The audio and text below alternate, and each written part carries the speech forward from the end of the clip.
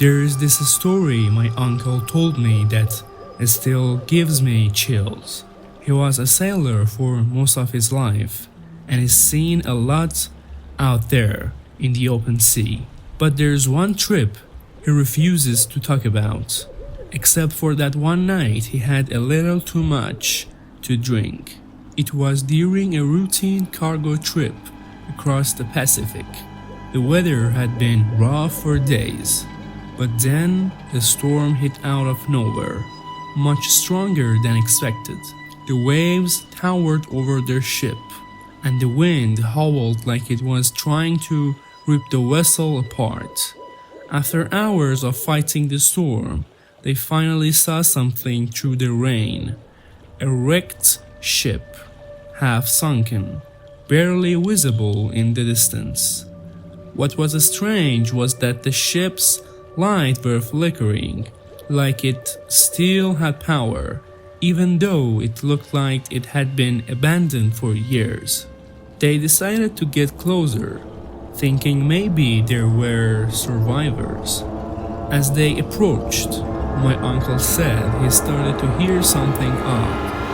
At first, he thought it was the wind playing tricks on him. But then he realized it wasn't random noise. It was voices, whispering. Faint but growing louder the closer they got to the wreck. It wasn't like anything he'd ever heard before. Low, murmuring voices, like they were calling for help but not in any language he recognized. When they were just a few meters away, everything went still. The storm seemed to die down for a moment, but the air felt thick, heavy. The whispers grew louder, almost frantic. Some of the crew wanted to turn back, but one guy, he was always the bravest, decided to board the wreck and check it out. He tied a rope around his waist and climbed onto the deck of the wrecked ship. The moment his feet hit the deck, something changed. His whole body stiffened, and his face went pale. He looked back at them, eyes wide with terror, like he had seen something horrible. Then, in an instant, he was gone, vanished. The rope around his waist snapped, like it had been cut by an invisible force, and he just disappeared into thin air. The crew panicked. My uncle swears they searched everywhere, but there was no sign of him, no trace of where he had gone. The whispers were louder now, almost deafening, swirling around them like the voices of the dead. They didn't stick around to find out what happened. They turned the ship around and sped away as fast as they could.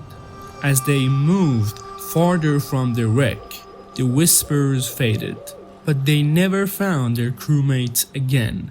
My uncle said it felt like the sea itself had claimed him. He still hears those whispers sometimes in his dreams, like something is calling him back to that cursed wreck. He never went near those waters again. I once met a diver who told me a story that haunted him to this day. He had been diving for years, exploring shipwrecks all over the world. But one dive off the coast of a well-known wreck nearly made him quit for good. It was supposed to be a normal day. The weather was clear and the sea was calm. But as soon as he entered the water, something felt off. It wasn't just that the water seemed darker than usual, even though the sun was bright overhead. No, this felt deeper, like an unnatural darkness pressing down on him. As he descended toward the wreck, everything grew unnervingly quiet. The water was still, not a single fish in sight. While exploring the wreck, he started to feel watched.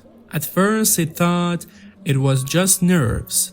Sometimes Rick can give you that feeling, like something is lurking in the shadows. But this was different. It was more intense, like something was following him.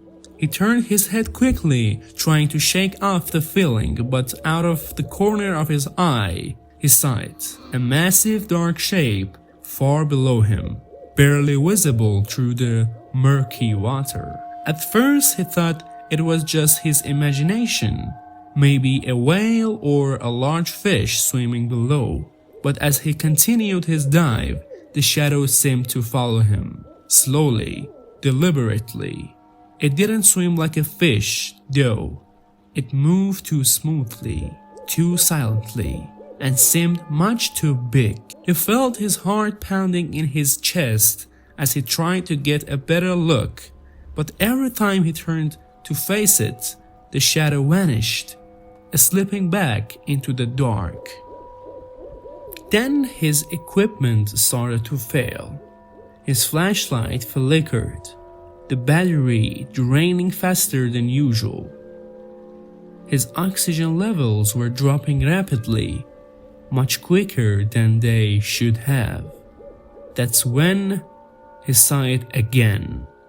And this time, it was closer, a massive dark shape rising slowly from the depths. But it wasn't just a shadow, it was something more, something darker. It looked like it was made of the sea itself, a black mass that seemed to absorb the light around it. Panic set in. He turned to ascend, but it felt like the water was getting thicker, almost like the shadow was reaching for him, pulling him down. He kicked harder, desperate to reach the surface.